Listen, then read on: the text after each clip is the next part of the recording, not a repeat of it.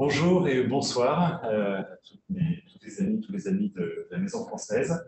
Ce soir, je suis heureux d'inaugurer une série de réflexions parce que je pense qu'on va poursuivre ces questions qui sont liées à l'économie. Et une fois n'est pas coutume, la Maison Française, même si l'Institut de French Studies aborde souvent des questions économiques et sociales, mais là, je dirais que c'est une discussion qui va être quand même très liée à l'économie, et cela grâce à un livre dont le titre effectivement est un peu surprenant, provocateur même, Le capitalisme contre les inégalités, qui est écrit par Yann Coatornem et Antonio de Lecea, qui vient de paraître aux éditions des Presses universitaires de France. Donc, je voudrais d'abord présenter nos deux auteurs. Yann Coatornem, qui est le président du think tank américain, le Club Praxis. Il est actuellement le PDG d'une start-up de FinTech, membre du conseil d'administration de Paris School of Economics, président de la fondation américaine, donc AFPSE, conseiller du commerce extérieur ainsi qu'administrateur de la European American Chamber of Commerce, the French Heritage Society et le droit et croissance. J'ai laissé le meilleur pour la fin, bien sûr, c'est que, last but not least, il est le président du conseil d'administration de la Maison Française de NYU. Et je suis vraiment heureux qu'on fasse entendre aussi voilà, les travaux de chacune et chacun à NYU. Yann a publié déjà Le gouvernement des citoyens aux Presses universitaires de France, qui a obtenu le prix spécial de l'Académie des sciences morales et politiques en 2018. Et il vient de faire paraître ce mois-ci, donc, Le capitalisme contre les inégalités. Et pour discuter avec lui, je suis très heureux de recevoir Abdoulaye Ndiaye, qui est assistant professor of economics à NYU Stern School of Business. Il est titulaire d'un doctorat en économie de la Northwestern University et d'un BS et d'un MS en économie et finance de l'École polytechnique de Paris. Abdoulaye a auparavant travaillé au siège des Nations Unies et à New York, à l'université de Harvard et à l'université de Princeton. Il a été research economist à la Federal Reserve Bank of Chicago et ses recherches portent sur la macroéconomie, les finances publiques. Il s'intéresse à la conception de programmes d'assurance sociale tels que l'impôt progressif sur le revenu et la sécurité sociale aux États-Unis et dans les pays en développement. Parallèlement à cet enseignement et à la recherche à NYU, Abdoulaye Ndiaye a écrit également sur le développement macroéconomique et les politiques publiques des pays d'Afrique subsaharienne, en particulier dans son pays d'origine, le Sénégal, où il revient régulièrement pour travailler bénévolement. Alors, je vais faire une petite présentation, mais je dois signaler mon degré d'incompétence par rapport à certaines questions, même si le livre de Yann, et ça c'est un grand plaisir pour moi, commence par tout un chapitre philosophique, parce que en fait, c'est un livre qui, certes, affiche comme ça un point de vue économique, mais est aussi philosophique, sociologique, anthropologique.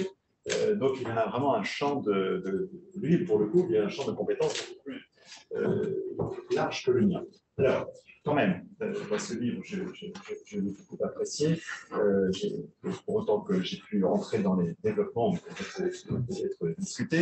Et je dirais que ce qui frappe d'abord, c'est qu'alors que de nombreux intellectuels associe l'augmentation des inégalités à la logique du capitalisme, à son productivisme, au consumérisme qu'il favorise, à l'avidité du bien financier, eh bien, Yann Coatornem et Antonio de Lecea, de manière surprenante, originale, provocante, dit mon collègue Frédéric, et effectivement, on est surpris par ce type, propose de penser la lutte contre les inégalités au sein même du système capitaliste.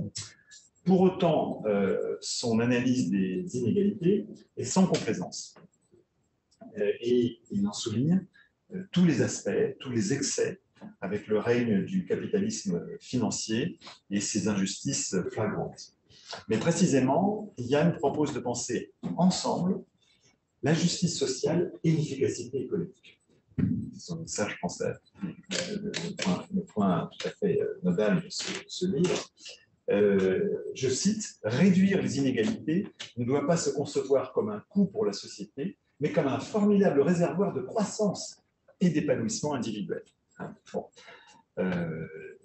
Donc, là aussi, alors qu'on entend beaucoup d'appels à une sorte de décroissance, eh bien là, c'est assumé et en lien, en correspondance avec une sorte de défense de l'équité. Les deux auteurs, précisément, ne se contentent pas de grandes idées, de grandes affirmations, philosophiques parfois, c'est philosophe souvent quand on est dans les grandes affirmations, mais ils suggèrent des mesures qui ne se résument pas non plus à l'augmentation de l'impôt ou à la redistribution de la richesse, comme pourrait le penser.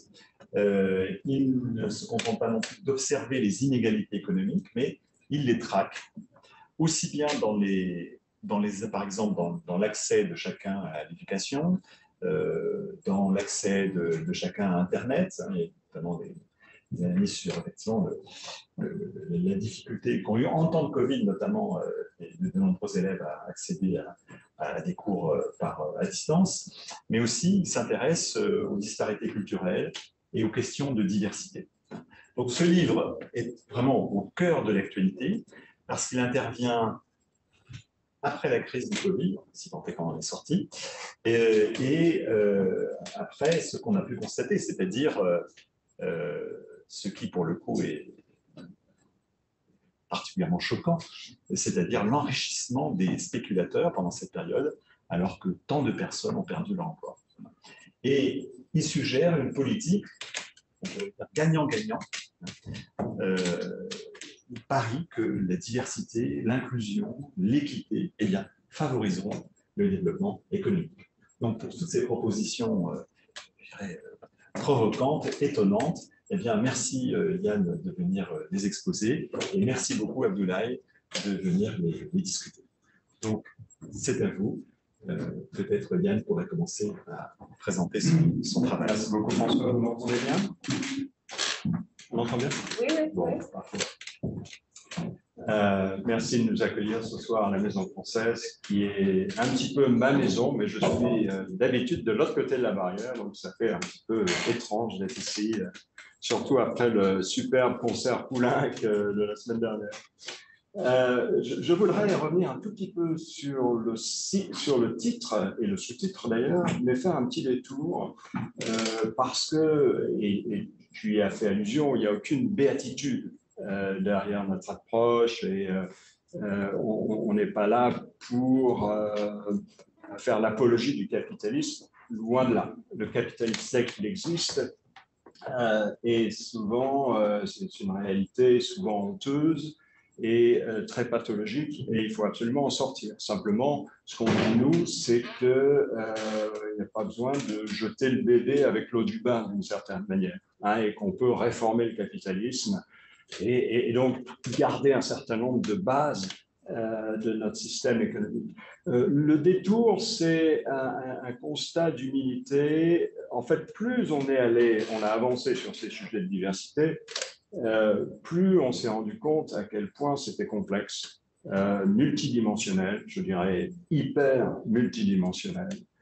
Parce qu'après tout, au niveau des individus, il n'y a qu'à penser au niveau de bruit des appartements, à l'environnement, à la qualité des infrastructures, à la qualité de vie au travail, bien au-delà des simples questions de rémunération. Donc c'est vraiment le premier enseignement, c'est que il faut être très modeste. Le champ est tellement vaste qu'il est facile d'oublier des choses, il est facile de sortir d'une vue cohérente et donc il faut faire très attention et donc oui, rester très humble devant la tâche. Le titre est provoquant et d'ailleurs résulte d'une discussion avec les éditeurs, comme souvent. François, tu le sais très bien. Et donc, bon, le titre dit bien ce qu'il faut dire, c'est qu'encore une fois, on peut réformer de l'intérieur le capitalisme d'une certaine manière, ne pas tout chambouler, c'est plutôt rassurant. Le sous-titre dit peut-être un peu plus, conjuguer équité et efficacité dans un monde instable. L'instabilité, c'est vraiment au cœur de notre discussion. Et il est vrai que depuis une vingtaine d'années, on voit une accélération des crises en fréquence et en intensité. Parce qu'après tout, en 2008, la crise économique qu'on a traversée, on n'avait pas vu d'équivalent depuis 1929. On a eu en Europe la crise de l'euro où franchement, ça tenait à deux fils pendant quelques mois. On a eu des crises sanitaires qu'on n'avait pas vues quand même depuis très longtemps, depuis peut-être la grippe espagnole. On a un contexte géopolitique de plus en plus tendu. Ça fait beaucoup et ce qu'on montre très bien, c'est que malheureusement, ces crises, elles frappent en priorité les plus démunis. Et j'ai oublié bien sûr le changement climatique qui est à la fois problématique dans la réalité même, qui fait que on est obligé de déplacer des villes entières dans certaines parties du monde et certaines communautés sont vraiment menacées dans leur existence même. Mais aussi, l'action contre le changement climatique conduit à d'autres types d'inégalités. Donc, le rôle des crises est important. Et donc, pour revenir au sous-titre, efficacité et équité, c'est important et ça marche dans les deux sens. Et finalement, c'est là le message le plus positif du livre, c'est que si on a, je parle franglais, mais si on s'attaque aux inégalités, on peut générer davantage de prospérité et de bonheur au sens le plus philosophique du terme. Et ça, c'est de plus en plus chiffré. On sait que, par exemple, une meilleure participation des Noirs américains dans l'économie américaine pourrait générer de nombreux points de PIB en plus. Un seul chiffre un petit peu amusant. Regardez le seul secteur du cinéma, et ce n'est pas seulement pour les Noirs d'ailleurs, si on tenait mieux compte de la diversité à Hollywood, on pourrait générer 10 milliards de dollars supplémentaires par an, ce qui fait en fait 7% du chiffre d'affaires de l'industrie du cinéma. Donc c'est des montants qui sont quand même conséquents. Et donc, c'est bien que les économistes commencent à chiffrer cet impact, parce que ça fait réfléchir tout le monde. C'est vraiment le business case. On ne voit pas seulement les choses d'un point de vue moral, mais disons que, oui, il y a des opportunités, comme tu me rappelais tout à l'heure, de croissance supplémentaire. Et dans l'autre sens, et ça c'est un enseignement très positif qu'on tire de Philippe Aghion qui a fait la postface du livre, c'est que l'innovation en particulier, donc un certain type de croissance, peut réduire les inégalités. Et donc ça, c'est un message extrêmement positif du livre Aghion. Voilà. Cette introduction. Merci beaucoup pour la présentation, François. Merci Yann pour l'introduction. Voilà, donc c'est un livre que j'ai beaucoup apprécié à lire en tant qu'économiste. Je dois dire que c'est un livre qui sera utile à la fois aux francophones et je l'espère bientôt la traduction pour les anglophones également. Voilà, donc ça représente un peu une vision qui est articulée sur la base de la recherche économique et qui donne des fondements et des solutions aux politiques publiques. Comment faire face aux inégalités. Je pense que mon interprétation du livre de Yann et de son co-auteur est que c'est le premier constat que les économistes font, c'est que dans le marché, si les gens ont les droits de propriété sont bien établis, on sait à qui appartient les titres de propriété, si les personnes ont la bonne information, s'il n'y a pas de contrainte à l'accès, le marché nous donne une sorte d'équilibre qui est celui qui est le plus favorable, celui qui donne l'équité sociale. Donc, c'est ce qu'on appelle le premier principe du bien-être en économie. Et donc, en principe, de façon conceptuelle, il n'y a pas vraiment de différence entre l'efficience et l'équité.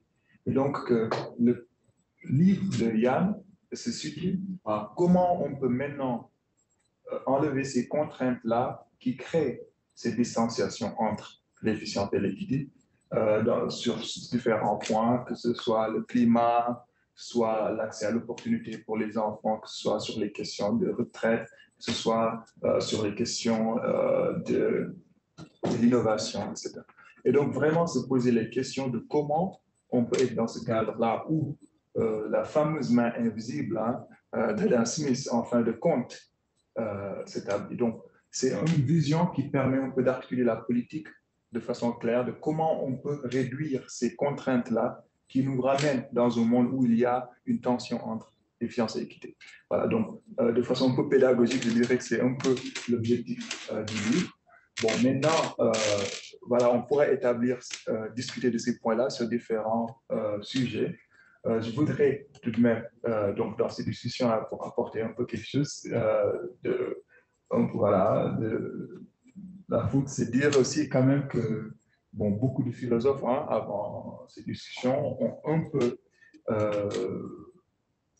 parlé des limites des marchés, au-delà même de ces contraintes-là, sur des aspects qui ne sont pas, qui ont trait à l'inégalité, mais qui ne peuvent pas être résumés par les marchés, par les prix. Donc, le travail, il y a Deborah Katz qui a écrit un livre sur ça, sur ce qu'on ne pourrait pas acheter. Il y a aussi de bien connus philosophes qui ont travaillé sur ça. Mais il y a aussi cet aspect-là que du moment que nous créons qu'il y ait, nous trouvons une mesure, cette mesure devient mauvaise pour l'objectif à atteindre. Et c'est un peu ce que les prix peuvent faire. Et donc, il y a plein d'exemples que nous avons où la motivation intrinsèque des gens qui, pour, par exemple, aller prendre leurs enfants à l'école, est détruite une fois qu'on introduit un mécanisme de marché. Et voilà, donc, en fin de compte, qu'un marché peut à la fois donc, créer même des problèmes d'efficience de façon comportementale, au-delà d'économique, mais aussi peut créer des inégalités dans les outcomes. Et donc, c'est un peu ce point-là, je pense, qui crée des limites au capitalisme.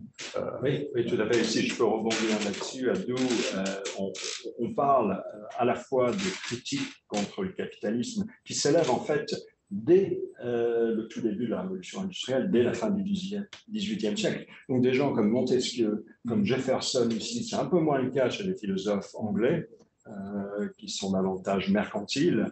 Mais pour Montesquieu et Jefferson, le problème de la limitation des richesses, qui avait été discuté depuis l'Antiquité, est remis sur la table de façon assez existentielle. Et donc, le point d'équilibre entre le marché et la vie démocratique, la vie publique, le choix public, est délicat. D'un côté, on a le fait qu'il n'y a rien de mieux qu'un marché pour faire en sorte que toute l'information remonte facilement aux agents économiques. S'il fallait prendre une décision, si toi et moi, on voulait s'échanger, je ne sais pas, faire du troc, bon, quel est le prix et tout ça, on ne va pas aller remonter à une espèce d'instance publique centralisée, etc. Et François, en même temps avec Frédéric, on voit très bien qu'il y aurait des obstacles très vite, très difficiles. Et le marché, c'est cette espèce de forum décentralisé qui permet de partager de l'information et d'agir en conséquence très, très vite.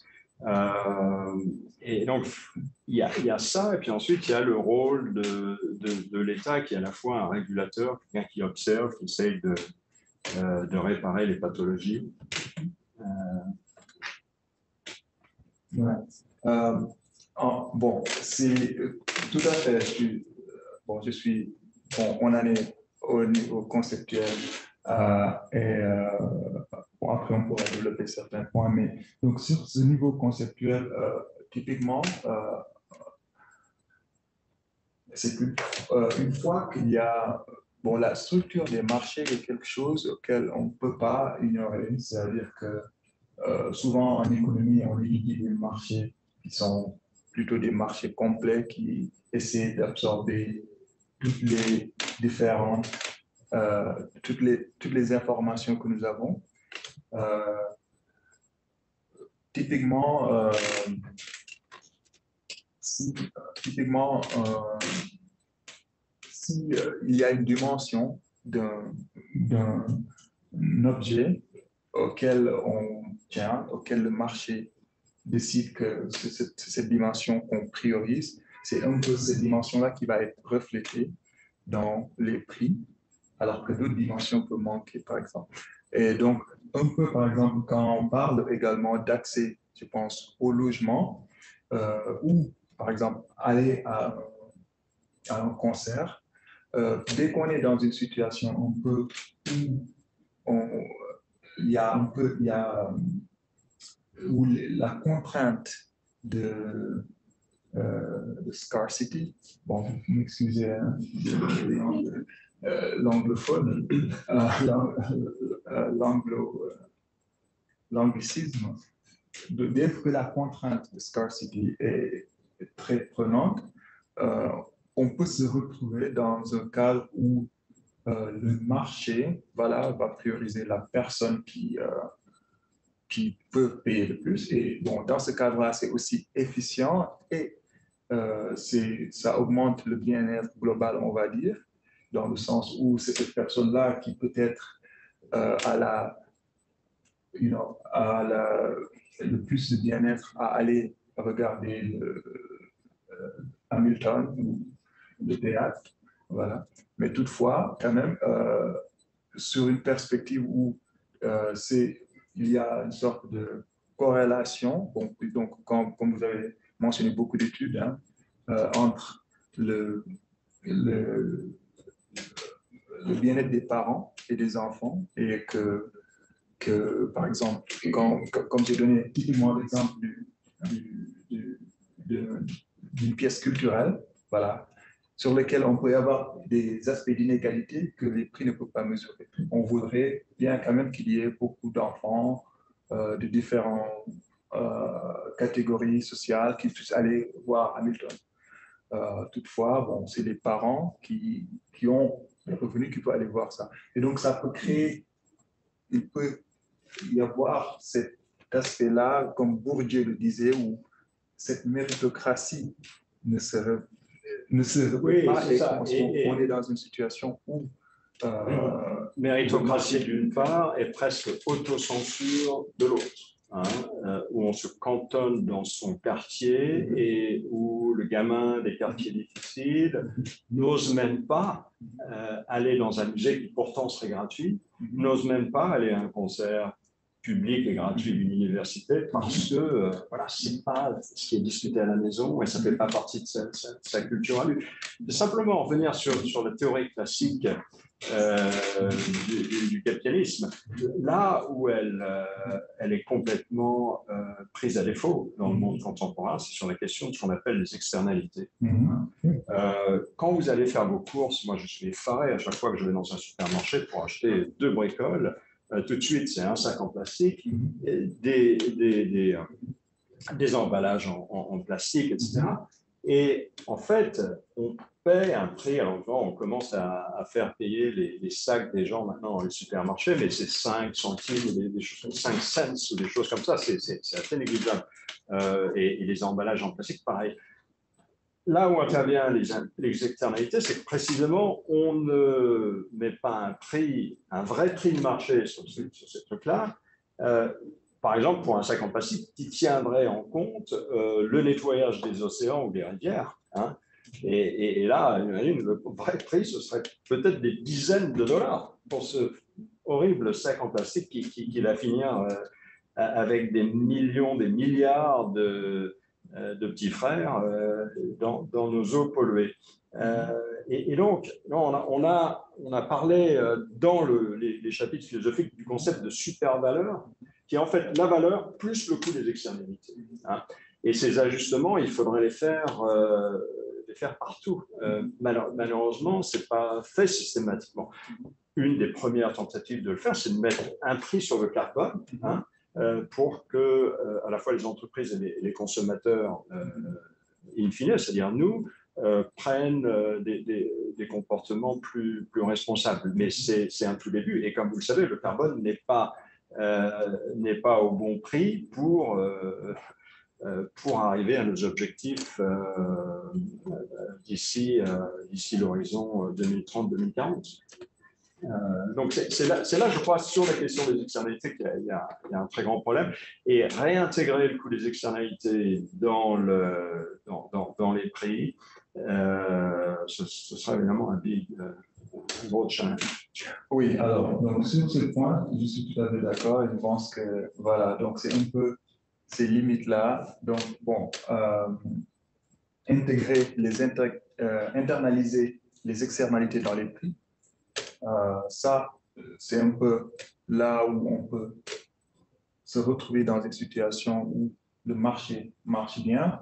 Aussi, les droits de propriété, quand on parle aussi de données dans le nouveau monde actuel et dans le futur, quand on parle aussi des big data et des technologies de l'information, et également aussi voilà. Donc avoir l'accès à l'information là-dessus, mettre un prix sur nos données finalement. Ouais. Et ce n'est pas tellement votre numéro de téléphone et votre adresse, c'est plutôt les choix que vous faites de livres, ou choix de films, ou choix de ce que les sites que vous visitez et qui renseignent les entreprises commerciales sur ce que quelqu'un avec votre profil peut acheter, hein, et qui donc génère des revenus publicitaires. Ouais.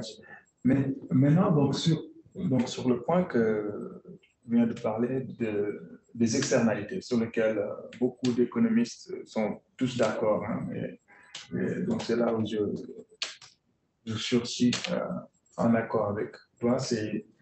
Maintenant, c'est pourquoi le public ne perçoit pas comment on peut mettre un prix sur le carbone et comment ça peut améliorer les choses. Voilà. Donc, c'est un peu, je pense, cette distance-là qui n'est pas encore répondue pour les politiques publiques. Et je pense surtout que parfois, c'est là où un peu les études sur l'économie comportementale peuvent améliorer la donne. C'est-à-dire que sur certains sujets comme le carbone, le prix du gaz sont vraiment des prix qui sont très salés, qui sont très présents, auxquels les gens font beaucoup attention. Et donc, il faudrait penser à essayer d'incorporer ce prix-là, mais de façon indirecte, avec des produits qui sont liés à celle-ci, mais auxquels les gens font moins attention, mais qui sont un peu complémentaires à ces produits. Oui, et c'est Christian Gollier, qui est directeur de Toulouse School of Economics, qui avait eu cette belle formule. Finalement, la peur des gens, c'est un petit peu la fin du mois versus la fin du monde.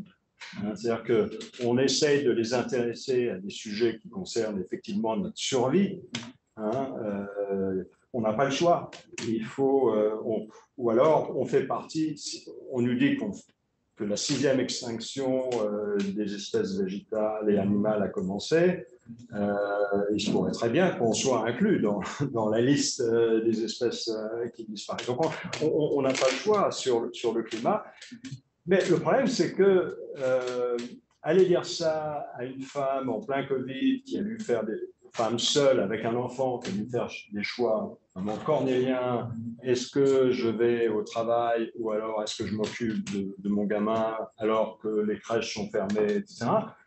C'est des choix très très difficiles. Et donc ces arbitrages-là, on ne donne pas aux gens les moyens économiques et politique, d'une certaine manière, de se projeter dans l'avenir et de cautionner les choix politiques à long terme. Et donc c'est pour nous c'est un des arguments en faveur du revenu universel.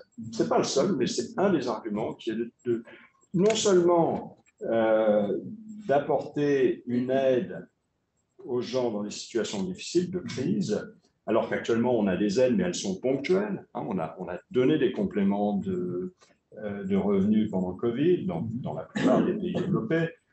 On donne actuellement des subventions pour le renchérissement des prix de l'essence, etc. C'est très bien, mais ce n'est pas pérenne. Et du coup, ça ne donne pas une espèce de filet de sécurité aux gens. Alors que le revenu universel, bon, la question de son financement, on en parlera peut-être plus tard, l'existence même du revenu universel permettrait aux gens de changer leur psychologie d'un point de vue économique et d'un point de vue politique. D'un point de vue économique, si j'ai moins de peur du lendemain, je peux davantage prendre des risques personnels. On prend des risques au cirque quand on a un filet sous soi. C'est un peu la même logique. Donc, je peux prendre des risques personnels. Et plus il y a de risques, plus il y a une prise de risque dans l'économie et plus il y a de rendement. Donc, logiquement, ça devrait contribuer à une prospérité et un épanouissement personnel, mais aussi à un épanouissement et un enrichissement collectif. Donc ça, c'est le point de vue économique. Et du point de vue politique, c'est pareil, c'est-à-dire que si je n'ai pas à me focaliser sur les risques du lendemain, je suis davantage en mesure de cautionner des choix politiques de long terme, tels que les efforts à faire sur son environnement. Donc, je crois que ça, c'est un argument très fort en faveur d'un revenu universel. Alors après, le montant exact, son financement, c'est d'autres sujets de discussion. Mais philosophiquement, pour moi, ça me paraît très important. Oui, donc avec le revenu universel aussi, bon, c'est ce que les économistes aussi, on voit beaucoup que, de façon très simple, ce n'est pas un sujet sur lequel on a besoin d'avoir une position politique très soutenue, dans le sens où, en fin de compte, ce qui serait le second principe du bien-être en économie, ce serait une fois qu'on est dans un cadre un peu de Pareto, c'est-à-dire qu'on ne voudrait pas faire du dommage à certains pour pour améliorer le bien-être des autres. On peut être dans une situation où on est juste envers les gens. Toutes ces situations peuvent être répliquées dans un cadre où on garde la production efficiente, mais qu'on a une sorte de revenu universel et avec aussi des transferts entre les gens pour atteindre ces objectifs politiques-là. Maintenant, donc, une façon pour moi d'interpréter vraiment comment le capitalisme, on peut résoudre les questions d'inégalité dans le capitalisme, c'est garder ce principe-là de garder la production intacte et de ne pas créer des distorsions sur la production. Et on peut supporter l'innovation va vers ça, parce que l'innovation, c'est aussi un autre cadre où on a des externalités, c'est-à-dire que les idées, on sait bien que les idées ne sont pas compétitives et que une fois que j'ai une idée, une fois qu'il y a une idée maintenant avec cette externalité, je peux maintenant me composer avec mes idées à moi et écrire quelque chose de nouveau. Donc, il y a une externalité positive. C'est pourquoi il faut subventionner l'innovation et un peu améliorer la production. Et maintenant, après, une fois que cette production il n'y a pas de distorsion sur cette production-là, faire un peu des transferts avec les taxes et aussi l'impôt de base sur le revenu pour les besoins de base pour résoudre les inégalités. Voilà. Donc maintenant, peut-être que... Alors, je voudrais faire un détour, un constat sur les inégalités, parce qu'après tout, on en parle comme si c'était complètement acquis.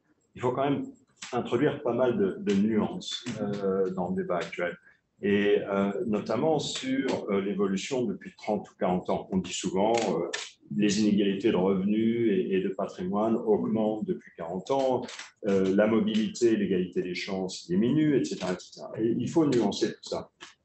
Et Prenons le cas de la France, puisque, en fait, bon, beaucoup des problématiques du livre sont mondiales, donc on reste à un niveau global. Il y a beaucoup de choses sur l'Europe et on pousse d'ailleurs vers une Europe plus sociale. Je pense qu'on aura peut-être l'occasion d'en reparler. Et puis, parfois, quand il faut faire un zoom-in, on le fait sur la France parce qu'il faut bien se focaliser de façon un peu plus fine. Mais prenons le cas de la France. Les salaires, en fait, les salaires bruts sont assez inégalitaires en France. Mais quand on rajoute la redistribution, il faut bien savoir qu'en 40 ans, et ça c'est l'INSEE qui dit, hein, c'est pas moi, en 40 ans, le revenu, le niveau de vie médian des Français a augmenté de 50% en euros et en francs constants. Hein, 50% en 40 ans. Donc, la redistribution joue son rôle. C'est d'ailleurs repris par certains économistes libéraux qui, en gros, concluent qu'il n'y a pas grand-chose à faire. Ils vont dire, voilà, donc il y a de la redistribution, c'est ce qu'on appelle les corrections ex post des inégalités. Donc, il n'y a rien à faire là, il faut se focaliser sur les inégalités ex ante et en gros s'occuper de mieux faire marcher l'école. Le problème, c'est que il y a des problèmes des deux côtés, hein, ex post et ex ante, et il y a beaucoup de problèmes à l'école. L'égalité des chances, ça frappe d'ailleurs, enfin, le problème d'égalité des chances, ça frappe les individus, ça frappe aussi les entreprises, et encore plus les entreprises. Et ce qu'on montre dans le livre, et ça nous a beaucoup frappé, c'est que finalement, beaucoup des inégalités qu'on constate entre les individus proviennent d'inégalités entre entreprises.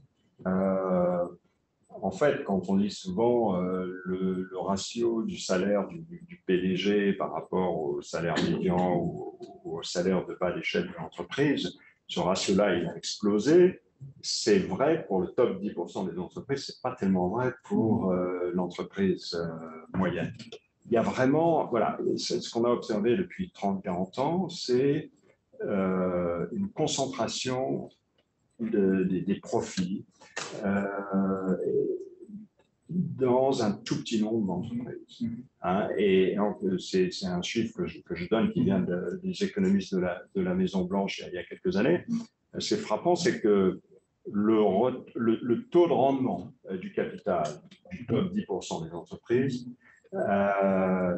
il est 5 fois supérieur au taux médian, donc à l'entreprise moyenne. Ce ratio de 5 était seulement de 2 il y a 25 ans. Hein. Donc les entreprises performantes sont de plus en plus performantes et ramassent une plus grande part du gâteau. On le voit sur les exportations.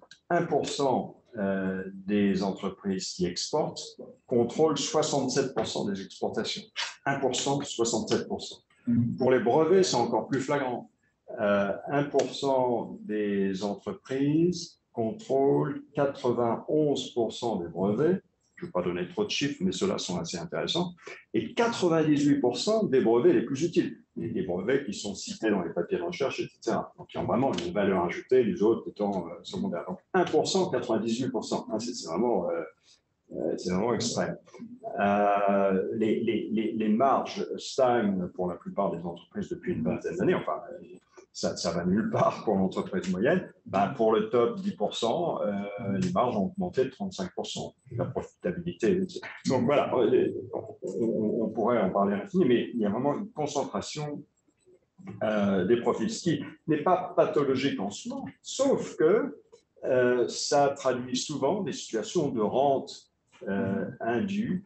Nous, on a même osé utiliser le terme impôt privé, qui dit bien, ça veut dire que c'est un impôt qui est levé non pas par une entité publique au nom du bien commun, mais par une entreprise privée au détriment du consommateur qui va payer plus cher et au détriment, bien sûr, de la compétition. Donc, c'est ces pathologies-là dont il faut être conscient et clairement, quand on regarde les règles de concurrence, Thomas Philippon aurait dû être là ce soir s'il n'avait pas été jeune papa, mais c'est un sujet qui lui est cher. clairement, les règles de concurrence aujourd'hui ne sont plus adaptées, notamment dans le secteur du numérique. On parlait de la valorisation de nos données, etc. Même si les applications sont gratuites, il y a une valeur marchande qui... et donc, ça crée des effets de rente et de monopoly. Vous savez qu'actuellement, vous pouvez vous faire virer, entre guillemets, d'Amazon. Si quelqu'un qui, j'en pourrais parler de cas de gens qui renvoyaient trop d'articles, etc., peuvent se faire exclure d'Amazon. Mais c'est problématique parce que Amazon est en situation de quasi-monopole. Donc, comment on fait? Voilà, donc, forte inégalité croissante dans les entreprises. Et alors, pour les individus, c'est presque pareil, même si là encore, il y a des clichés qu'il faut un petit peu corriger, notamment sur la mobilité sociale. La mobilité sociale mesurée purement en termes de mobilité d'une catégorie professionnelle à une autre. Par exemple, le fils d'ouvrier qui va devenir cadre. Cette mobilité-là, depuis 40 ans, et là encore, c'est des études de l'INSEE, est stable et même en progression pour les femmes. D'accord ? Un fils de cadre aujourd'hui en France a 40 fois plus de chances qu'un fils d'ouvrier non qualifié de devenir cadre lui-même. Ça paraît beaucoup, c'est trop, c'est pas l'égalité des chances, clairement. Mais il y a 40 ans, c'était un rapport de 160. D'accord ? Donc, encore une fois, il y a 40 ans, un fils d'ouvrier non qualifié avait 160 fois moins de chances de devenir cadre qu'un fils de cadre. D'accord ? Donc, on va dans la bonne direction. Par contre, là où le bas blesse, c'est sur les salaires. Parce que, en fait, le titre de cadre, c'est là aussi qu'il y a des problèmes d'actualisation des catégories professionnelles. La désignation de cadre coupe des situations quand même assez différentes et les salaires ne suivent pas forcément. Et c'est bien là qu'est le problème, c'est que pour quelqu'un issu disons, du 10% les plus pauvres, pour un fils de cette catégorie-là d'atteindre le salaire médian, le revenu médian, il faut 6 générations en France. C'est d'ailleurs beaucoup moins bien que dans le reste de l'Europe. En comparaison, le Danemark, il faut 2 générations. Pour quelqu'un, encore une fois, issu des classes les plus pauvres, pour atteindre le niveau de vie médian.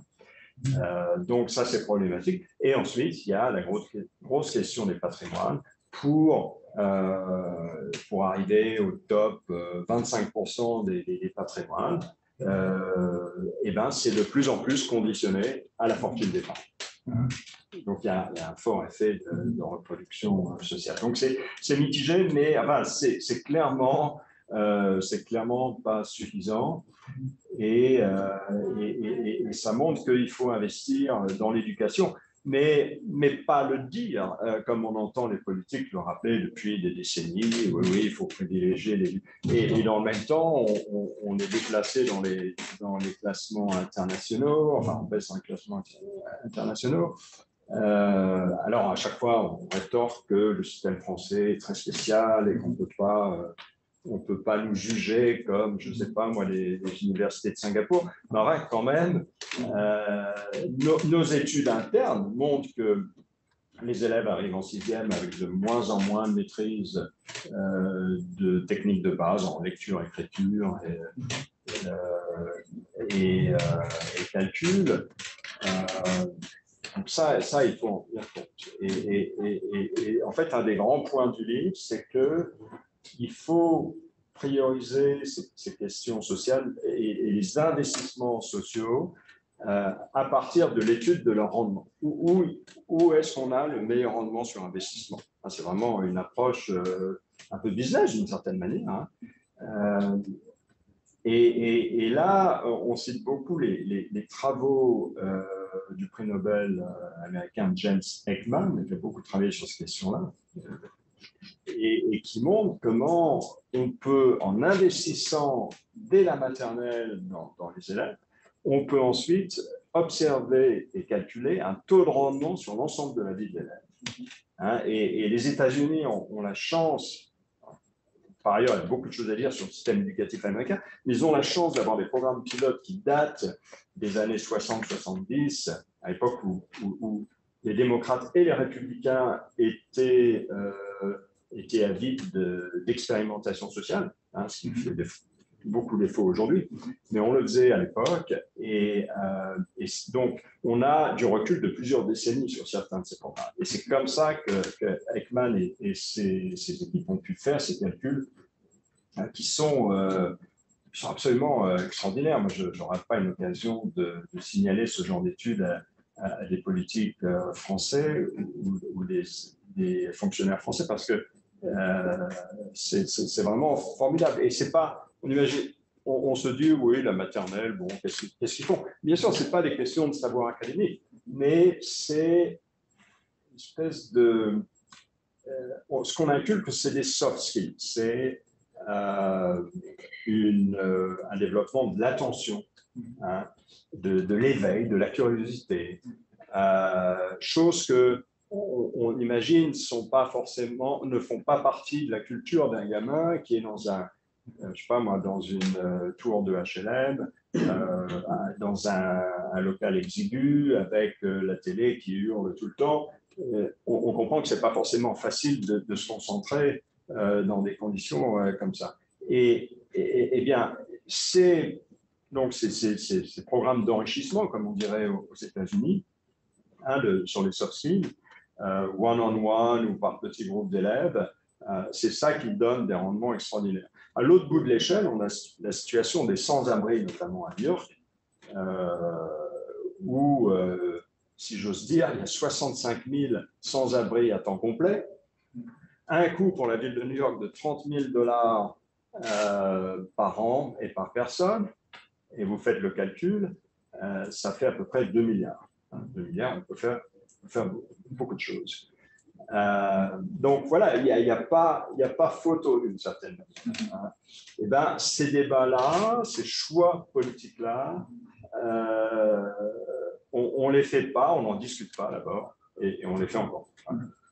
Bon, tu as touché sur tous les points de comment résorber les inégalités avant la production et sur la sélection de quelles entreprises ou de comment on peut booster la production et sur la post-production avec les taxes. Bon, je vais aussi essayer de compléter ça et ajouter quelques nuances aussi. Donc, d'abord, avant la production elle-même, donc, pour réduire les barrières et aussi investir sur l'égalité d'opportunités, comme Yann l'a mentionné, il y a plein d'études qui montrent que ça donne beaucoup de valeur à ajouter, comme sur le Pay School Programme qui a été étudié par James Ekman et d'autres économistes. Mais il y a également aussi d'autres études sur notamment le cadre de vie. Donc, Raj Chetty a fait pas mal d'études sur ces points-là et l'un de leurs points, c'est aussi un peu bon, il y a deux débats qui se font. Hein. Il y a certains qui parlent du fait que les gens peuvent se déplacer vers les zones d'opportunité. Voilà. Moi, je suis plus, vu que pour les zones d'opportunité, ce sont des zones qui se créent, que la recette, mais qu'il n'y a pas de recette miracle à juste déplacer les gens dans le 16e arrondissement, par exemple, en France, pour faire sonner sa maison, mais plutôt, voilà, de voir aussi dans le cadre, au niveau des terroirs, quelles sont les solutions qu'ils pourraient apporter pour changer ces problèmes d'accès au logement qui créent ces inégalités-là, d'accès au logement, accès au travail, etc. Donc voilà, donc il y a beaucoup de choses à faire avant la production et pour l'accès à l'opportunité et qui sont des réponses de marché, c'est-à-dire ce sont des réponses, on va dire, capitalistes, dans le sens où on essaie de mesurer vraiment la valeur ajoutée de ça, même si ce n'est pas très visible aux politiques sur le court terme, mais c'est quelque chose vraiment sur le long terme qui apporte beaucoup. Et maintenant, si je juste rebondir là-dessus, je laisse continuer. Les inégalités, finalement, ça traduit à la fois des pathologies de marché, on en a parlé, mais aussi des frictions de marché. Quand on parle de mobilité, alors là pour le coup géographique ou d'accès au logement, ce sont des frictions de marché où l'offre et la demande ne se rencontrent pas facilement. Ouais. Bon, maintenant, quand il s'agit de la production maintenant, dans cette phase très importante, bon, les économistes sont d'accord que c'est un peu les études de Peter Diamond et Merlis qu'il ne faut pas un peu l'histoire de la production. Maintenant, voir comment on régule la production en lien avec l'innovation. Et je pense que c'est un peu là où, par exemple, le bas blesse parfois avec l'Union européenne, c'est que dans cette première phase où on doit laisser l'innovation libre pour que les esprits soient créatifs et qu'on ne doit pas faire trop de régulation au début de nouvelles technologies qui émergent, etc. Donc, on doit laisser ça, ne pas trop réguler pour que ces idées créatives sortent. Et maintenant, une fois que qu'il y a genre ce nouveau secteur en place, beaucoup réfléchir à la régulation, non pas comme uniquement une sorte de frein que les grandes entreprises utilisent au détriment des entreprises, parce que c'est souvent de la compétition. Voilà, c'est ce qui se passe. Souvent, c'est l'inverse. Donc, souvent, on va dire que c'est dommage qu'on a eu un peu ce big tech aux États-Unis quand même, qui un peu enfreint les libertés sur beaucoup de points. Mais on voit quand même que l'Union européenne a été en déphasage des États-Unis en termes d'innovation, d'innovation de base, je veux dire d'innovation au niveau du début des entreprises qui se lancent.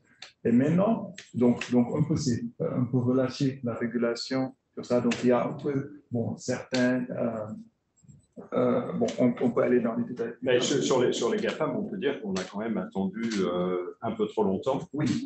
Et que même aujourd'hui, on n'est toujours pas très clair sur ce qu'on veut faire. Donc, attendu, vous voulez dire sur la régulation de leur... Non, parce que tu vois, il y a une innovation, c'est vrai, qui a permis l'émergence de Google, de Facebook. Mais cette innovation n'est pas eu lieu en Europe. Et c'est là où je me dis que l'Europe, dans son cadre régulateur de l'innovation de base, est un peu trop contraignant. Et donc, il faudrait réfléchir à l'innovation dans ces deux phases-là. Il y a une première phase d'innovation de base qui doit être plus libre, qu'on ne doit pas... Parce que souvent, les idées nouvelles ne peuvent même pas être décrites par le langage. C'est comme l'Internet au début, quand on parlait des pages jaunes à la télévision. Donc, il n'y a même pas un langage pour discuter de ça. Et voilà, donc je pense que oui, même si on y vient un peu trop tard avec les GAFA, mais toutefois quand même qu'il faudrait un peu réfléchir à comment favoriser l'émergence de sociétés comme les GAFAM en Europe. On a longtemps cité la question des financements. Et d'ailleurs, j'ouvre juste une parenthèse, parce qu'on parle beaucoup des problèmes des retraites. Non, les retraites, c'est le dernier moment où on peut corriger les inégalités dans la vie des gens. Donc, on parle beaucoup des retraites et notamment de l'opportunité de créer plus de rendement parce qu'actuellement, dans les systèmes de répartition qu'on a, le vieux système de répartition, le rendement, c'est en gros la croissance de l'économie, la croissance est atone, donc on n'a pas grand-chose et tout le monde est mécontent. Donc, il faudrait, non pas pour les plus riches, mais pour les classes les plus modestes, créer une exposition au marché de capitaux, leur faire profiter de la hausse du CAC 40 et des indices mondiaux. Et ça, ça aurait un double effet bénéfique en Europe si on pouvait créer des grands fonds pan-européens qui investissent sur l'ensemble des secteurs européens, parce que ça permettrait de développer des fonds de retraite, mais en même temps, ce serait une manne pour le financement des entreprises. Et donc, ça, c'est un point important. Cela dit, ces dernières années, les problèmes de financement ont beaucoup reculé en Europe. Et ce que me disent les chefs d'entreprise avec qui je parle notamment, c'est que en fait, donc, on a moins un problème de financement, mais on a un problème de rendement des projets. Hein, les projets informatiques qui sont soumis aux investisseurs. Donc, il y a des investisseurs qui sont potentiellement intéressés, mais ils regardent les rendements des trucs, des projets par rapport à leur contrepartie américaine. Ils se rendent compte que voilà, c'est insuffisant. Et donc, il y a, je ne sais pas si c'est l'écosystème à revoir. Hein, à mon avis, là aussi, c'est multivarié comme problème. Je ne sais pas ce que tu en penses. Oui, bon, je vais revenir sur l'innovation, vu que tu viens de parler de la retraite, donc je voulais un peu. Je pense. On est à peu près à 1 heure de discussion, et ça serait bien peut-être parce qu'on laisse un petit peu peut-être. Bien sûr. Donc, on a quoi? Je pense que Abdoulaye pourrait peut-être répondre, et ensuite on. D'accord, ça serait bien. Je pense que ça aussi. Bon, pour la retraite, je vois deux sortes un peu de réformes, hein, qui d'ailleurs rentrent dans le cadre du livre, hein, que tu as écrit, et qui rentrent aussi parfaitement dans le cadre de mes recherches.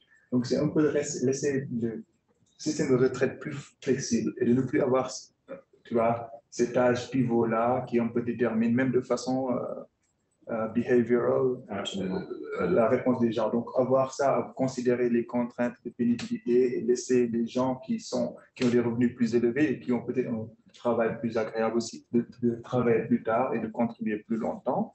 Et ceux qui ont un revenu plus faible ou qui ont un travail plus pénible, d'aller à la retraite plus tôt. Voilà, donc ça, c'est clair. Maintenant aussi, de façon plus radicale aussi, je pense qu'il faudrait aussi penser à la capitalisation d'une certaine partie comme les États-Unis, mais aussi non pas juste de le faire de façon comme quelque chose auquel complémentaire, mais plus quelque chose qui va être obligatoire pour les entreprises, comme en Australie par exemple, avec leur système de superannuation, pour lequel ils sont très fiers. Voilà, donc d'avoir ces deux aspects-là vraiment permet. La Suède, oui, le 401k n'est pas forcément un modèle universel. La Suède a fait un pilier de capitalisation, à peu près 10% des montants des retraites. Les Pays-Bas encore mieux, avec une espèce de niveau de mutualisation des risques qui fait que, contrairement au 401k où en 2008, tout d'un coup, on peut se rendre compte que, tiens, mon 401k a baissé de 40%, avec une espèce de protection un peu mutualiste, on arrive à limiter la casse dans les crashs de marché. Et bon, pour terminer, hein, vu qu'on parle aussi de l'innovation et du financement, bon, c'est toujours une casse-tête pour moi de comprendre pourquoi l'Europe n'arrive pas voilà, et donc je pense un peu aussi qu'il faut réfléchir à cette innovation de base-là, comment bon, il y a des subventions, hein, mais aussi qu'est-ce que la régulation fait. Bon, j'ai vu un peu dans le secteur, par exemple, financier, certaines personnes disent que GDPR, qui est la loi sur les données, même si elle est là, voilà, pour un peu faire la limite GAFAM, mais on peut aussi vraiment créer des freins à certaines entreprises qui veulent se lancer dans ce. Oui, c'est débattu ça. Hein. C'est pas. Ouais. Et donc peut-être, François, on peut passer aux questions. Et j'aurais presque envie de me poser une question. Est-ce qu'il faut taxer les riches? Parce que finalement, on n'a pas répondu à cette question qui est un peu dans l'air du temps. Et aussi voir que l'inégalité est aussi quelque chose auquel on doit parler de façon globale. Donc, ce n'est pas juste au niveau du pays, mais il y a les inégalités entre les États, entre les continents. Bon, beaucoup de choses à discuter. Moi, j'aurais deux questions, mais je ne veux pas monopoliser la parole. Donc, j'aurais une question concrète et une question abstraite, mais je suppose que Frédéric ou Elena ou d'autres personnes ont des questions à vous poser. Alors, est-ce que vous souhaitez commencer ou pas? Vas-y. Non, c'est moi qui commence. Bon. Je ne sais pas si tu commences par des questions concrètes ou abstraites. Abstraites, je suis plus à l'aise. Parce que sinon, après, j'ai un défaut de compétence. Moi, je vous ai parlé du revenu universel. Quoi. Et alors, moi, je suis frappé parce que le revenu universel, moi, les premières fois que j'en entendais parler, ça venait de l'extrême gauche. C'était Antonio Negri.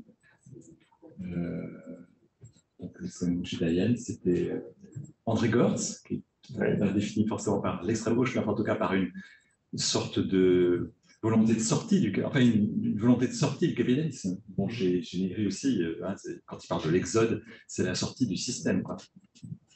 Et donc, quand même, le revenu universel, c'était pensé comme une manière aussi de sortir de la logique du productivisme, hein, de sortir aussi de la société du travail, puisqu'André Gortz a beaucoup pensé, et la suite, bon, des gens comme Dominique Méda, ça a beaucoup suivi, mais c'est lui qui a pensé aussi la réduction radicale du temps de travail pour qu'on ne vive pas pour le travail et pour gagner de l'argent, et qu'on développe des activités qui soient alternatives et que permettrait voilà, un revenu universel. Et là, j'ai décidé d'entendre que finalement, puisque il me semble que vous restez quand même dans la logique du productivisme, du gain, du rendement, etc.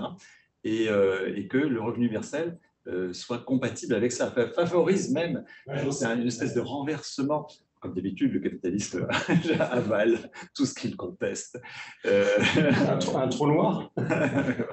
Et donc, finalement, ça peut servir à un meilleur rendement, une meilleure productivité que d'avoir un revenu universel. Alors, je comprends bien. Oui, non, je vais faire une réponse en deux temps.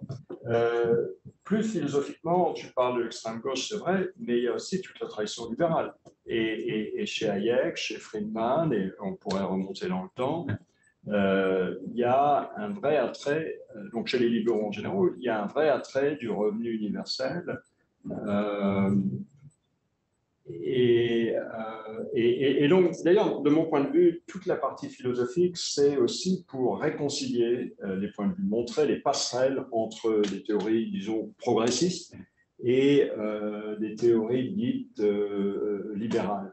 Moi, j'ai du mal à parler aux gens que j'appellerais les ultralibéraux parce qu'ils veulent tellement faire sortir l'État du débat public qu'il n'y a pas de discussion possible, quoi. Donc, je préfère à la limite discuter avec l'extrême gauche parce que là, c'est plus une différence de degré qu'une différence de nature. Même les gens qui, a priori, voudraient se débarrasser du capitalisme, souvent le réintroduisent par la petite porte et en font quand même un fonctionnement de marché un peu plus policé, mais on revient à une forme de capitalisme. Donc, ça, c'est pour la partie philosophique. Pour la partie pratique, en fait, le revenu universel existe déjà, d'une certaine manière. C'est pour ça qu'il est tellement facile, en réalité, à mettre en place. Sauf que, et là, c'est une très, très grande différence, et il y a une étude qui est sortie il y a juste quelques semaines sur l'utilisation du RSA. Il y a 30% des ayants droit au RSA, donc les minima sociaux, qui ne font pas appel, soit parce que ils ne sont pas au courant, il y a un problème d'information, soit parce qu'il y a une espèce de stigmatisation qui fait qu'on a honte de faire appel à ce genre de choses. Mais c'est beaucoup, tu vois. Alors que si on le donnait à tout le monde, y compris à Bernard Arnault et aux plus riches, ça ne veut pas dire qu'on leur fait un cadeau, hein. On peut leur soustraire ce revenu supplémentaire facilement en les taxant de l'autre côté. Mais ça change la psychologie des gens. C'est, disons, pour utiliser un terme technique, c'est leur donner à l'origine de la taxation.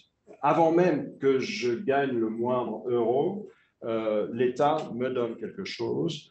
Au nom de cette espèce de filet de sécurité dont je parlais tout à l'heure, on pourrait aussi parler de la justification par les dividendes de la recherche publique qui interviennent beaucoup justement dans le secteur numérique, etc.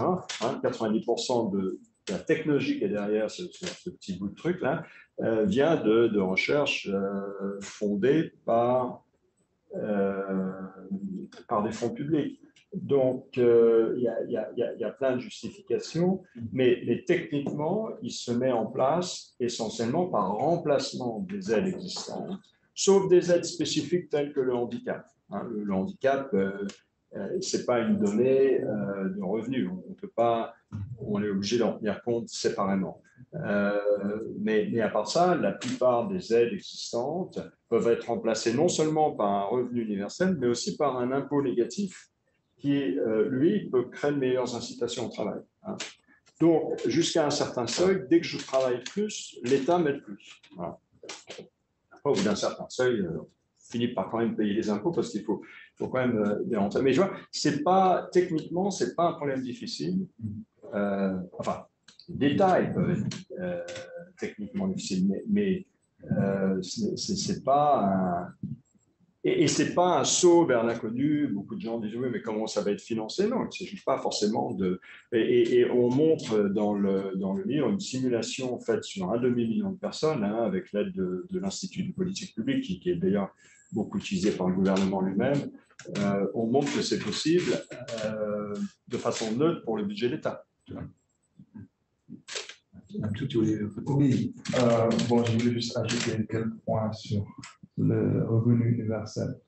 Et bon, je pense que la plupart des discussions sur le revenu universel, on s'accorde que c'est une bonne chose et que sur les aspects philosophiques aussi, après les arguments qu'il y en a cités, il y a aussi le point qui vient avec le futur incertain et qui sera probablement là, c'est aussi, on voit qu'avec le commerce avec la Chine et avec l'automatisation, qu'au final, beaucoup de gens perdent leur travail et qu'il y a une sorte de changement des technologies qui est lié. Et d'ailleurs, sans même perdre leur travail, on travaille en réalité de moins en moins. Ouais. En 1950, en France, on travaillait 2350 heures par an. Aujourd'hui, c'est à peu près 1500. Vous faites le calcul, ça fait 30% de moins. Hein. En 1980, on était encore à 1800, mais ça avait déjà beaucoup baissé.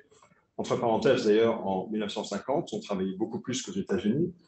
En 1980, c'était kiff-kiff. Et aujourd'hui, on travaille nettement moins d'heures par an.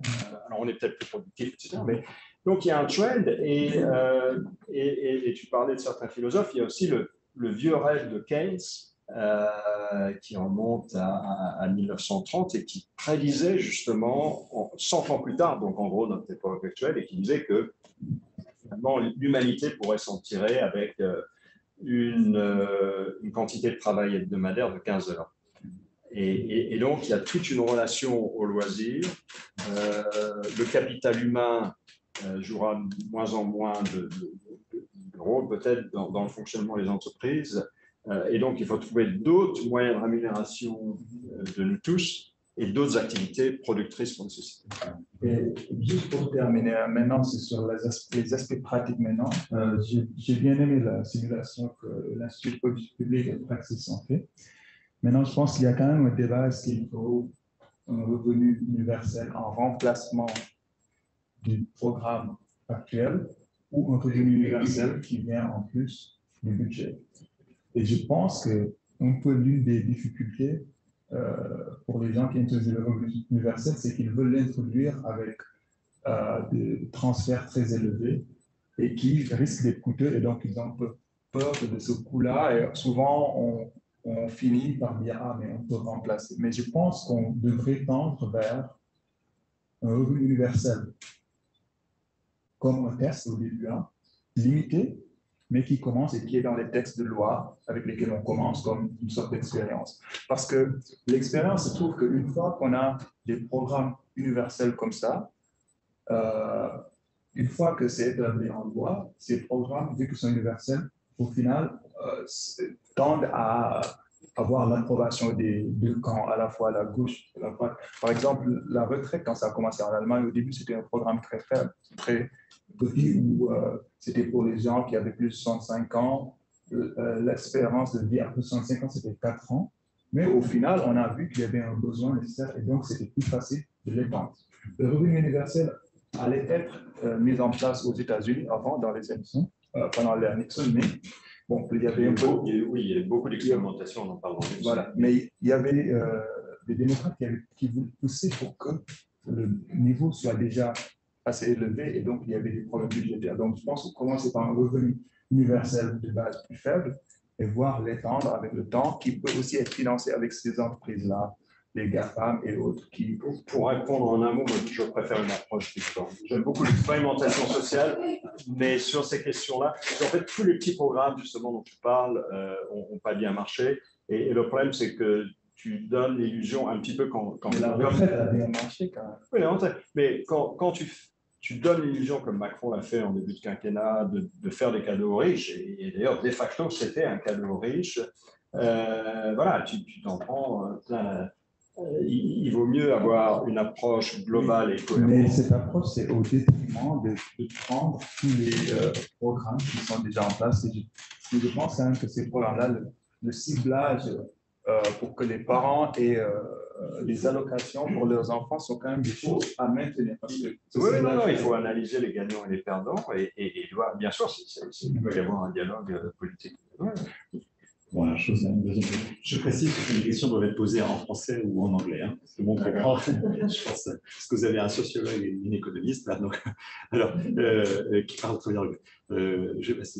Mais c'est une question maintenant, c'est une question, c'est une vraie question. Il n'y a pas d'arrière-pensée. C'est sur l'éducation, vous avez parlé d'éducation. C'est un sujet qui me touche, j'ai beaucoup lu là-dessus. Et sur la question de l'inégalité dans l'éducation, je pense que Frédéric me mettra aussi à peut-être poser des bases, aussi des données aussi. On le sait très bien, le système français est excellent par rapport au système américain, c'est-à-dire qu'il permet quand même une école laïque, gratuite, républicaine, partout sur tout le territoire, et où qu'on soit, hein, on a les meilleurs professeurs qui soient sur tout le territoire. Bon, et gratuitement. Hein. Certains, depuis très longtemps, je crois depuis le collège uni, etc., depuis 60, disent oui, le niveau baisse, mais je crois justement, grâce aux économistes, on a compris en fait que le niveau général de la population avait énormément monté. C'est-à-dire que le niveau du diplôme lui-même est peut-être baisse par rapport au système international, mais le niveau de la population, grâce à l'accès généralisé de toutes les classes sociales au baccalauréat, par exemple, eh bien, le baccalauréat peut-être est moins bon niveau qu'en 1960, mais en tout cas, le niveau de la population est très bon. Bref, donc tout ça, on peut dire vraiment bravo, quoi. Or, non, mais attends. Alors, effectivement, grâce notamment à toutes les études de Bourdieu et à son livre vraiment fondamental qui est La noblesse d'État, où il montre effectivement que ce n'est pas une affaire simplement d'économie, mais qu'à tous les niveaux effectivement, capital relationnel, capital culturel, ça joue énormément. Donc, en fait, bon, on s'aperçoit que c'est pas si simple, que les inégalités, elles sont pas simplement d'un point de vue économique.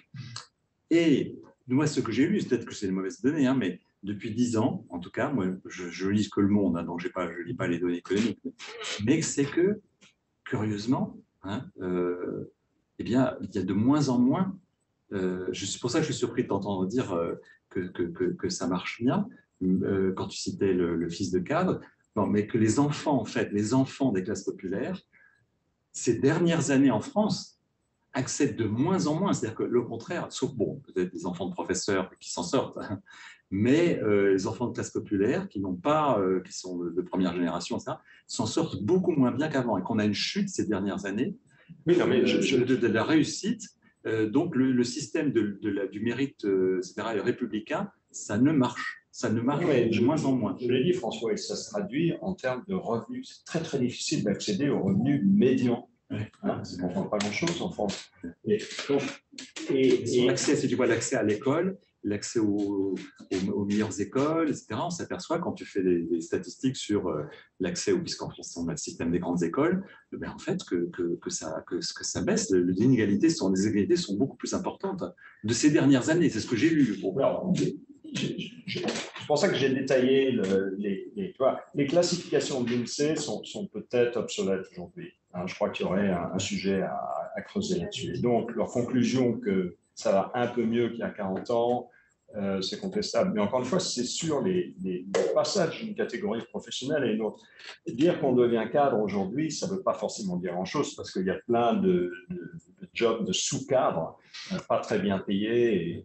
Et notamment, on est passé finalement d'une forte concentration des emplois dans l'industrie, où on était ouvrier, avec une différence entre ouvrier non qualifié et ouvrier spécialisé, qui pouvait quand même être très bien payé. On est passé à une économie basée sur les services, où tout le monde s'appelle cadre. Hein. On n'est pas ouvrier quand on est dans une petite entreprise de service. Donc, je pense que l'INSEE a beaucoup de travail à faire sur ces catégories et de les moderniser. Mais de toute façon, hein, je l'ai dit, ça se traduit par une inertie au niveau des salaires. Hein. Donc, c'est un vrai manque de mobilité sociale. Oui. Bon, je voulais... Frédéric, il a travaillé quand même sur ces questions, sur les pauvres notamment, donc peut-être que tu as des choses à dire, je ne sais pas. Oui, allez-y. Tu voulais parler de l'éducation, mais sur un autre angle. Hein. Oui. Oui, bon, on peut se poser la question de la mobilité, mais je pense que c'est un peu ce que je disais au début. Des questions comme la culture, est-ce que la culture devrait être régie aux lois du marché également? Bon, comme Yann l'a mentionné, hein, il y a le fait que les musées sont gratuits, mais est-ce que la culture se limite également uniquement au musée? Donc, je pense un peu que c'est ce point-là qui touche, qui finalement... Et il faut être accompagné. Internet est un outil de culture extraordinaire. Hein, le nombre d'encyclopédies. Moi, j'ai l'encyclopédie universaliste là-dessus, j'ai l'encyclopédia Britannica, j'ai tous les dictionnaires possibles, j'ai des tas d'ouvrages de référence, mais encore faut-il savoir les trouver. Ça doit être gratuit. Pour naviguer Internet, c'est pas facile.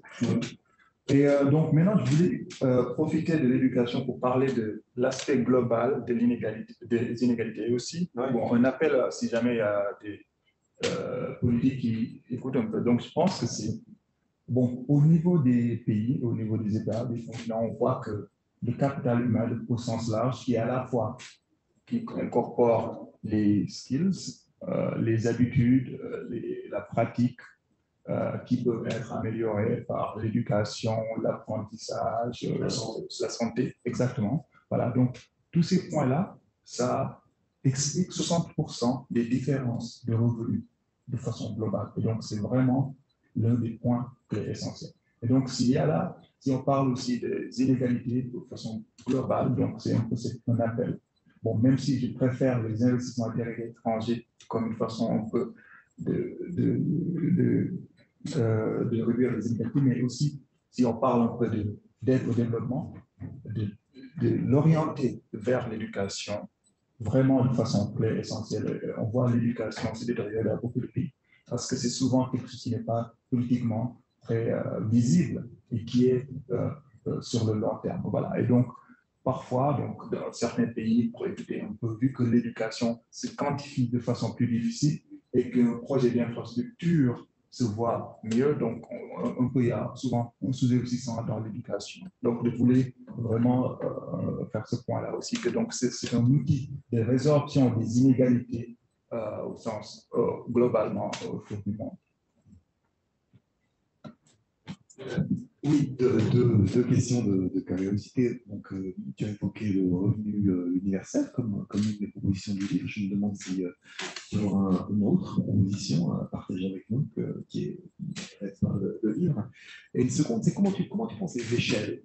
Parce qu'il me semble que, en gros, l'échelle dans laquelle on s'est situé depuis 30 ou 40 ans, la mondialisation présentée comme heureuse sur le modèle de... Enfin, bon, classique de Adam Smith, chacun va se spécialiser dans ce dans quoi il est meilleur. On est quand même rentré très sérieusement dans des phénomènes massifs de démondialisation. La pandémie, la guerre en Ukraine, la montée du national.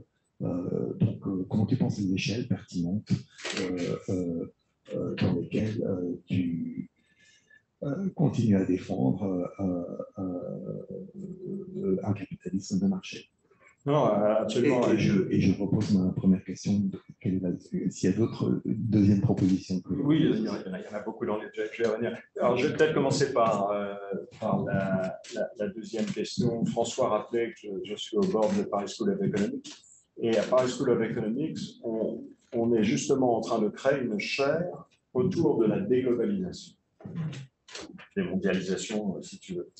C'est parti des problématiques en fait qui nous ont été imposées par la Chine avec des pratiques anticoncurrentielles, déloyales et un jeu très trouble de l'État. Il faut savoir que 2 tiers des dettes d'État à État aujourd'hui sont détenues par la Chine.